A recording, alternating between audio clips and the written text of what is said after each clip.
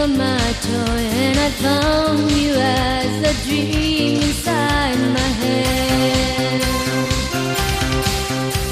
Your eyes are like the mystic dream, the deepest blue I ever seen. You're a mixture of inhuman, can't you see?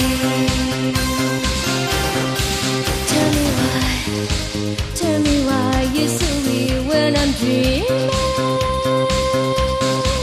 Don't you know I have to face reality?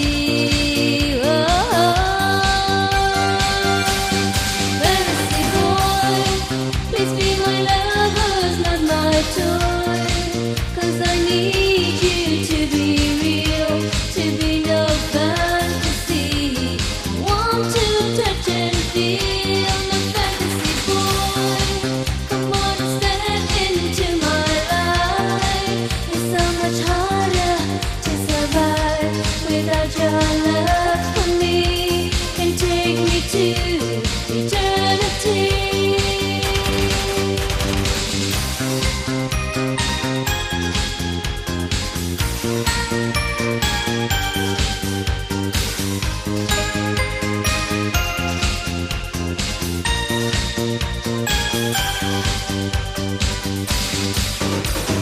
Anh như chim bay trên khung trời buồn, anh đem niềm nhớ, anh đem niềm sầu chờ em khóc bao ngày, nước mắt long lanh trên mi.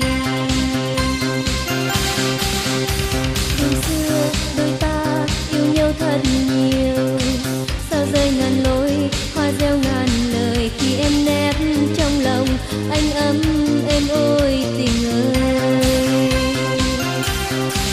Nhưng bây giờ cơn đau đầy mưa đông dài em mong chờ, biết bao giờ tình ngày chờ vơi sâu như giá đông.